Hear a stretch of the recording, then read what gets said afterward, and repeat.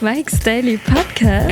episode 2251, 2251. This show is called Mike's Daily Podcast. And I had tried to do a podcast yesterday, but things got out of hand, got crazy, got nuts.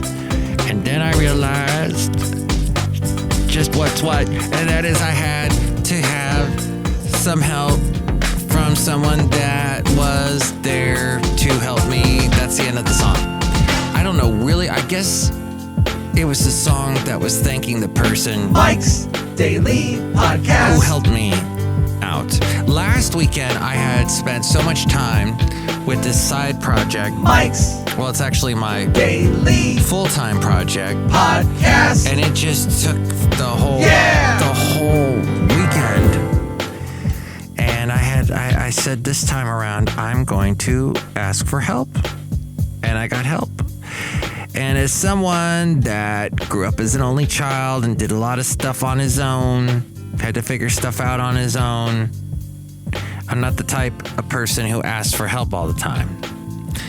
I sometimes am the person everyone asks for help from all the time, and that gets a little tiring. But yes, you have to ask for help. So I did, and I got some, and I was very thankful for it. Nevertheless, I left work at 9 o'clock last night. So yeah, no podcast from Mike Matthews, that's for sure. But it's good to be here doing a podcast. It's going to get hot. It's going to get hot in the Bay Area. Dangerously hot. Temperatures are forecast to reach 120 degrees in the desert. Why you would go to the desert this time of year? Make no sense. Death Valley and Needles. You drive through Needles when you're leaving Los Angeles on your way to Alabama. Just want you to know, you will drive through Needles and you're like, ooh, that's not the best name for a town. I mean, especially if you're a drug addict, that would not be the best town. Now, if you're into sewing needles, that's, you know. And here's today's podcast picture. So, a needle pulling thread. The podcast picture today is from 2 years ago, and I spent a little time putting this picture up for you because I was thinking, and I have not been taking any really good photos lately. I haven't done much, which is going to lead to our topic on today's podcast. But yes, I have not gone on any trips, any vacations, any excursions, any Mike excursions, nothing. And so there you go. Boring picture. Well, actually, this was a fun picture from 2 years ago. I think this was the last time this guy here, the late, great Basil the Boxer, went to Benita. Oh, we had a great day that day. And lots of great... He's in the last podcast picture, which you can see at mikesdailypodcast.com for episode 2250. This is 2251. 2251. 2251. So see that podcast picture at mikesdailypodcast.com. And it was a beautiful day just there at the harbor in Benicia. It's a beautiful spot. They got a little marina going on.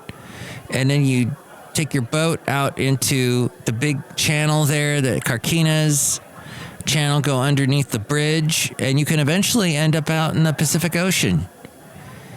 But see, I like all that inland water area because it's not as choppy, and I don't get as seasick because I'm prone to getting seasick. But I love being out on the water and near the water, so that's why Mike Matthews posts a lot of podcast pictures of water, because he likes it and it takes him away. Sailing takes me away to where I want to be. Do. You know, Toto plays on the backup. They're the band in that song, Christopher Cross. Sailing takes me away to where I'm going. You know, yes, you're probably more familiar with the Styx songs. I'm sailing away. Come sail away. So that whole thing. But it's going to get hot. Sacramento's going to be bad. Heat wave comes as 22 large wildfires burn in the west as an extreme drought stretches from California to western Texas. So it's not just bad here in California, a big chunk of the U.S. And it has to do with some kind of low what's it, this area here? I'm not a meteorologist, but this area in the Rockies, is that what's pushing the air, causing like what do you call it? A thing? A trough? Is it a wall? It's a wall. It's a low thing. So what's causing it with the low? It's causing it all to, yeah. First major heat wave of the season. Am I pretty much done talking about it? I think so. I want to know what's causing it. I'm looking at all these different stories here, and all they want to talk about is fire. Yeah, but what's it? It's a trough. I want to call it a trough because I like the word. Trough. Las Vegas could be flirting with 110 degrees. Oh, okay. The computer model guidance suggests the core of the heat should park over the Four Corners region. Oh, that's it. The Four Corners region. By the middle of next week and actually strengthen, leading confidence to the extended duration of blistering hot weather predicted. Salt Lake City could log 5 consecutive days with highs in the triple digits. Ooh, no thank you. And then we got the dry conditions. Enough about the weather, right? And about troughs. You might be saying to yourself, Mike, I got to get away from it all. Oh, by the way, you can hear me on the radio. I'm going to be on the radio again, as I am every Sunday morning, 9 a.m. to 4 p.m. Catch me on the radio station. There's a link at mikesdailypodcast.com, and you can listen to classic hits. Classic kicks. We're talking like Joan Jett, Whitesnake, Bon Jovi, Madonna, Prince, Michael Jackson, classic stuff, even some 90s stuff like the Proclaimers, Natalie Imbruglia. That name just... You know what Natalie Imbruglia did on her second album, the one after Torn, that was the huge hit? She got working with a songwriter from a band that I really liked called Danny Wilson. It was a band called Danny Wilson because apparently that was a character Frank Sinatra played in one of his early movies, Danny Wilson. And I think it's an Irish band. So the lead singer co-wrote with Natalie Imbruglia, and I loved Danny Wilson. They had a song called Mary's Prayer. As we go outside a cafe anyway, we're bringing Mike's Daily Podcast somewhere in Podcastro Valley, Tun, the last place on earth. Everything is wonderful. Being here is heavenly. Every single day she sends. Everything is free. I used to have to care less, as if I couldn't care less. Didn't have to make this mess when I was Mary's Prayer. Suddenly the heavens roared. Suddenly the rain came down. Everything was washed away.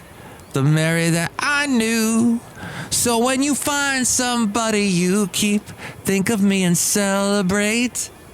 I made such a big mistake when I was Mary's Prayer. So if I say save me, be the light in my eyes. And if I say 10 Hail Marys, leave a light on in heaven for me. Blessed is the one who shares your power and your beauty, Mary. Blessed is the millionaire that shares your wedding day. So when you find somebody you keep, think of me and celebrate. I made such a big mistake when I was Mary's Prayer. And that song was one of the very first songs that I ever, when I got into radio in 1986, 87, that song came out in 87. I worked at a radio station, and they said, oh, we're going to put you to work. You're going to take these 45s, these singles. 45s, for all you youngins, is a record. It looks like a really small record. and it's got a really big hole in the middle that you got to put the little plastic thing in there so that the record thing in the middle, the little pole, for lack of I don't remember all the jargon now. Anywho, you put that you put the record on, and then you're able to play it. Okay, so, but because if you played these 45s like more than twice, they started to get this burn at the front, this at the very beginning. You had to record it onto a cart, which was an 8-track tape, basically. It was a tape that went in one direction, so you never had to rewind it. And it would just forward past, and there would be a little tone that would stop it, and then you'd have it perfectly cued, and you could play it on the air. You just hit the button, and it would start to play. It was beautiful. So, Cafe So, a needle pulling thread, yours truly, Mike Matthews, would record this 45. You'd have to time it just right. You'd hit play on the record player and then hit record on the cart, and you'd have to time it just right. So I did that with Mary's Prayer. That was one of the first songs I ever did. It was that, and I Confess by English Beat. They wanted me to cart up. That's how we said it. And we still call them carts today, even though it's now just a WAV file. It's like something you'd see in your phone if you wanted to play one of the songs that you've downloaded to your phone. It's like, it looks like that, but we call those carts anyway. In radio, we have them sitting on computers. We call it a cart number, but it all goes back to the cart. So you'd cart it up, and it was very difficult, and I made multiple mistakes and had to re-record it. You have to erase it. You had this electric bulk eraser that we called it that would erase it, and then you could put it back in and then record it again. Hey, I just got a text from someone who is bugging me in my podcast. That's annoying. Let me finish this off by saying Mary's Prayer by Danny Wilson was the song that I recorded multiple times because I made a mistake. Got a little bit of a burn at the beginning of it, and then and the song got to I think the top 20. It never got that much higher. But I remembered the band. I found their cassette in a bargain bin in a Sam Goody or a warehouse, or what would they call those record stores? What's the other big one? There was the licorice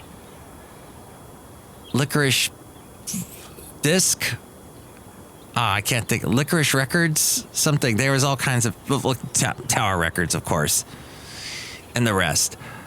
So I got to know that song because of that. Mary's Prayer. Turns out now that the conservative talk show host Dennis Prager, he uses that song regularly as bumper music for his show. And nobody knows where that came from. All right, so let's say you're tired of Mike and you're tired of life and you want to just take a little vacation, but you don't want to go anywhere because everything's so freaking expensive. How do you get around that? You do a staycation. And according to tinytrips.com, they had some ideas. Here we go. Number one, you could designate a time period for your staycation. You could request a day off or two from work. I want to take Wednesday off, just to let you know. Make your staycation happen on a weekend, just like you would do with a regular vacation. You should block this time off your calendar to reserve it just for a staycation, and turn off the phone so you don't get stupid texts like yours truly just got. Decide where you want to go on your staycation. Do you want to stay in your own home or treat yourself to a hotel or a vacation rental? How far are you interested in traveling? The whole reason I have for talking about this is it is so expensive now to fly anywhere. Everybody wants to get out. The restrictions are getting rolled back in here in California on Tuesday. I would like to fly and see my mom in Florida. I am not going to buy tickets now. I'm going to wait a couple months. Possibly it'll go down a little bit. Who knows? We might even get another surge in cases. Hopefully not, but we might. But it seems really hot right now. The buying flights and the tickets and hotel stays. Plan some fun staycation activities. Think about hikes, spa days, museums, restaurants, or anything else you've been wanting to do but just don't generally have time for. And live real... This goes back to what I was just saying. Leave real life behind. Resist the urge to spend part of your staycation cleaning the house or grocery shopping or checking your phone. Don't schedule a dentist appointment or anything not in the staycation spirit during this time just because you're off work. Oh, great. And now I've got a radio station that's off the air. Hold on. Man. So there you go. Some tips about that. How about massage? You know what? I'm not the biggest fan of getting a massage.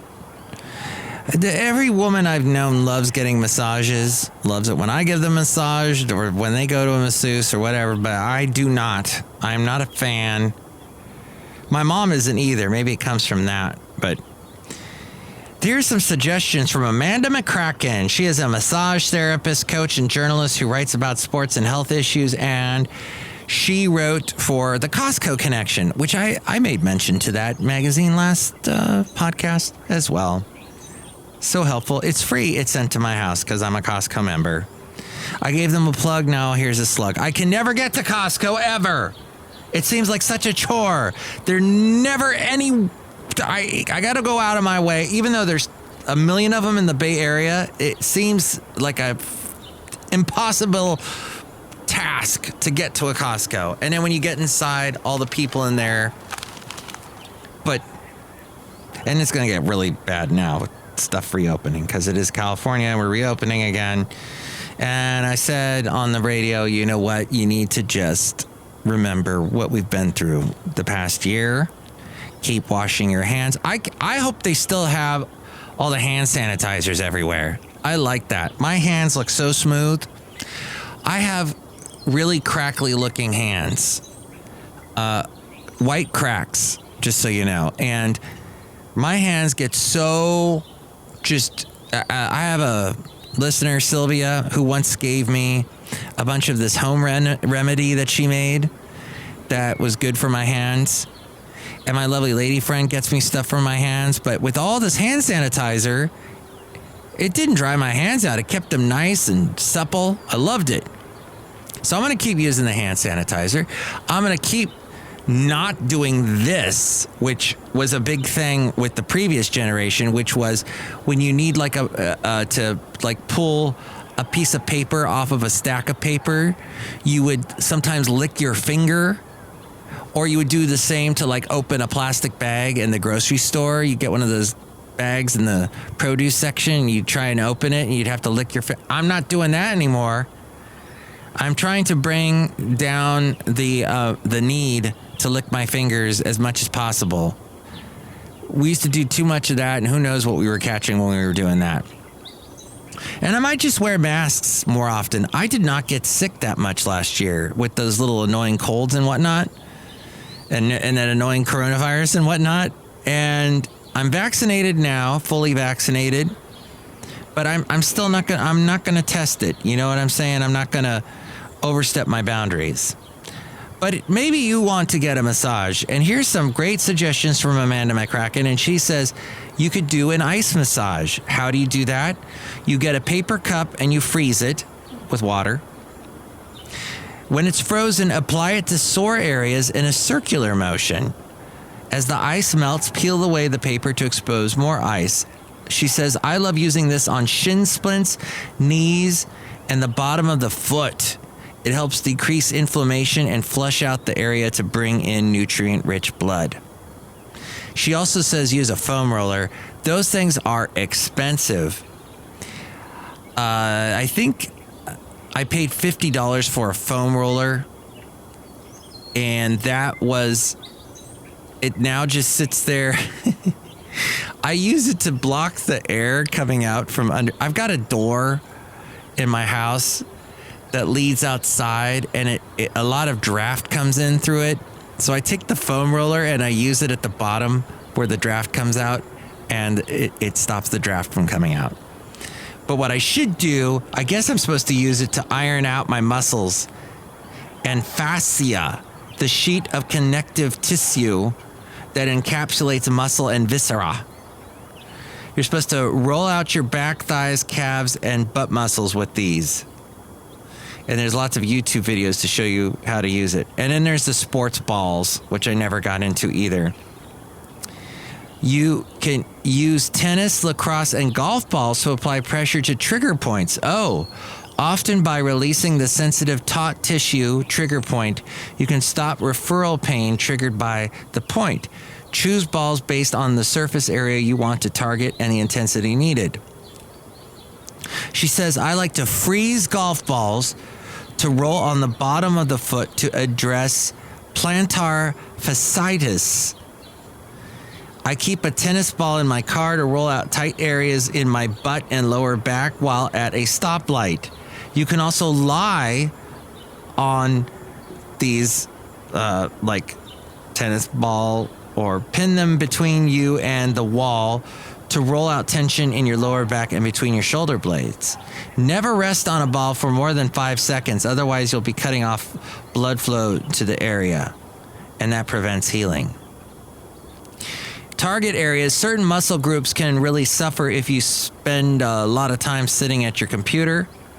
Remedy those issues with the tissues with exercises that target these muscles, like pecs. These chest muscles often become tight and shortened when you sit with slumped shoulders, like I'm doing now.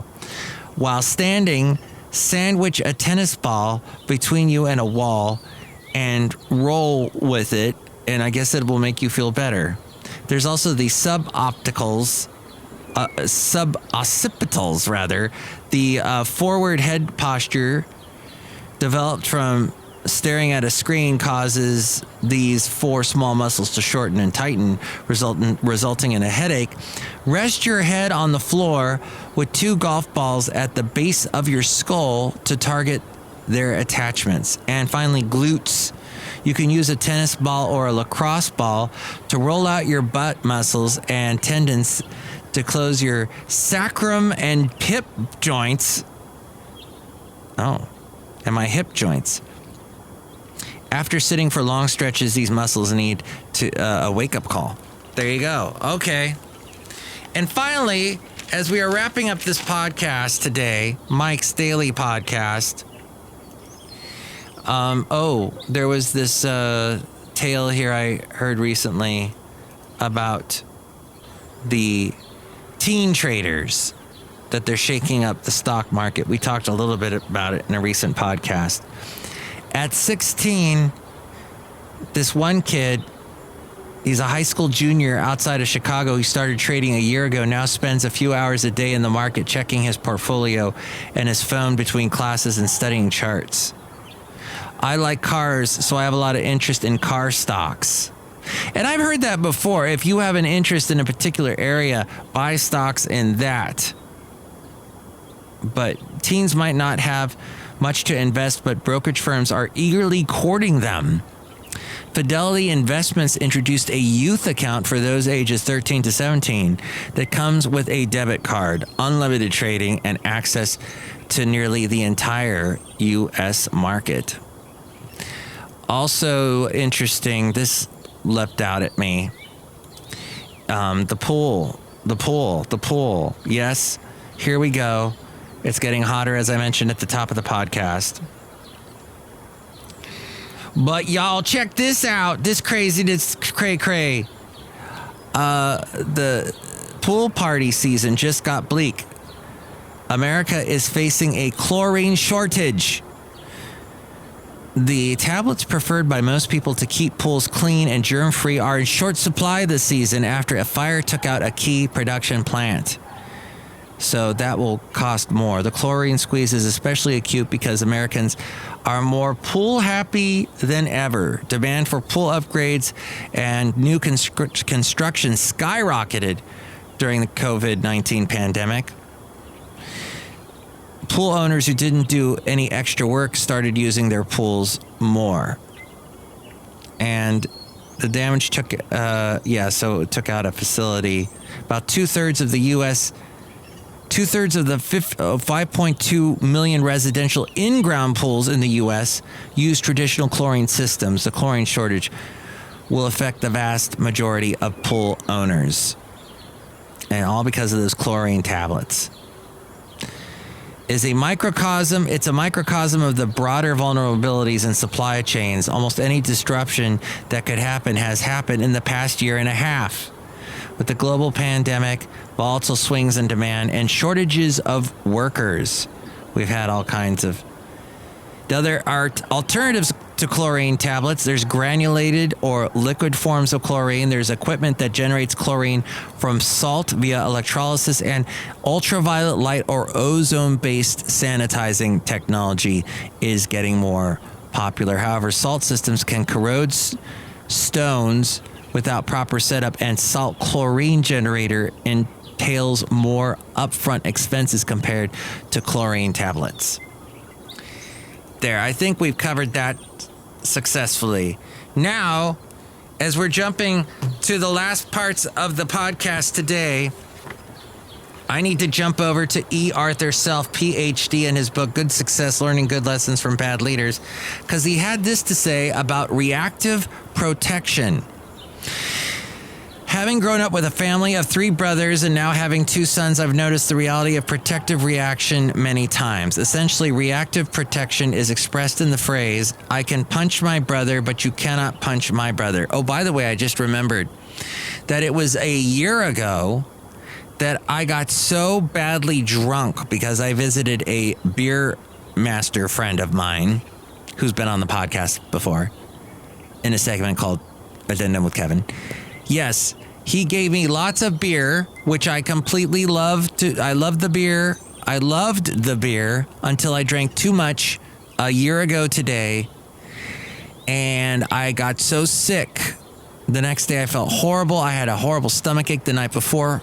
Horrific hiccups that would not stop. Every hiccup felt like somebody was punching me in the chest with a firebrand. And that doesn't feel good. Just, ugh. So after that, I have really not drank much beer at all. I maybe have had, in the past year, maybe 2 beers. Yes. Completely put me off beers. Even though my lovely lady friend said today, why don't we grill some hamburgers and drink beer? Just out of the blue, she said that. But I suddenly remembered, wow, that's what happened a year ago today. So much fun at the time, but then I later on that evening felt so sick. And my poor dog, Basil the Boxer, he was still alive then, and he was watching me suffering, going, are you okay? And then something like 17 years ago, I think it was, yours truly got married. I was at a wedding that was my own. And was that 17? I'm pretty sure it was 17 years ago. And it was probably one of the best wedding days ever. The wedding was great. The marriage was not. All these wonderful people were at the wedding. I had a very big and full and populated wedding. My then wife had all her relatives there. I had my mom there and several friends from radio and other friends from my life there. It was wonderful. And I had it was weird because just out of the blue, I was thinking about it early this morning, and then I remembered, oh wow, that was yesterday. That would have been my wedding anniversary. Got divorced though about 8.5 years later, but still, it was a wonderful wedding day. And if I could do math a little better, 11 minus 4 is 6, right? Is that correct? No, it's 7. That's right. Okay. 17 years ago. And that's yours truly, Mike Matthews, is terrible at math. Okay. But back to this. So just anniversaries in general. Today is the anniversary of Raiders of the Lost Ark. It came out 40 years ago. Twister came out 25 years ago with the late, great Bill Paxton and Helen Hunt, who supposedly wanted to make a sequel to Twister, but she wanted to do it with a more diverse cast and her as the director, and the movie company said no. The studio said no. And I have never seen the ending of Twister. I went to the theater to see it, and right in the middle of the movie, just as like a tornado is about to hit the camera, the power went out in the theater. And this was in Ventura, California, near the coast. No tornadoes ever. I think maybe they had a water spout once or twice in Ventura, but hardly not typically tornado territory. And all of a sudden we had a power outage in the middle of the movie. So E. Arthur Self continues and says, I have seen this reality played out in the workplace as well, particularly when a third party comes to the assistance and support of those who have been set up upon by bad leaders. People who are bad bosses tend to not defend others being beset by other bad bosses. Most of us tend to become protective of those we love and respect when we observe them being beset by bad bosses. Certainly, we don't wish misuse and abuse for others at the hands of bad leaders, so we naturally defend others, a desirable trait. Inexperienced employees tend to seek out counsel as they observe a lack of transparency, ineptitude, disquieting attitudes, and negative influences of bad bosses. Most are not prepared for those issues, particularly millennials, and their joyfulness of being employed is shaken when these realities set in. Although people at any age, level of seniority, or degree of experience have likely encountered bad leaders, the effect of bad leadership is more likely to cause greater consternation, even pain, among the less experienced. So all that to say that I remember once going to a meeting, and somebody at the meeting threw their car keys at somebody else in the meeting. And then that guy stormed out. That was pretty bad. I think the person who had the keys thrown at him left, though he probably had a huge possible lawsuit he could have filed, being that this was in Santa Barbara, California. Yeah, that was an interesting day. That was in the 80s, now that I think about it. Wow. So yeah, bad bosses, and it's gonna cause problems with the company. What do they say? A good company, leadership, success or failure starts at the top with the good leaders. So yeah, definitely something that should be considered. Thank you, E. Arthur Self, PhD, for your insight on that. And we're outside a cafe anyway, somewhere in Podcaster Valley. Look who's here. Hello, Mike Matthews. It's Chely Shoehart, gift shop supervisor. We have a great boss here. We do. We have a great boss at Cafe Anyway. It's Madame Rutabaga, I think. Or is it me? I forget. Look who else is here. Hello, Mike. This is Floyd the Floorman. And this is John Deere, the engineer. Mike, I think this is probably the best time to end the podcast. Yeah, I think we got out all we needed to, really. Next show, it's going to be the wonderful Benita, the Disgruntled Fiddle Player, and the Brewmaster. Tell me what you think about all of this, about drinking too much beer, crazy bosses, yoga. Did we cover yoga? Oh, no, massage.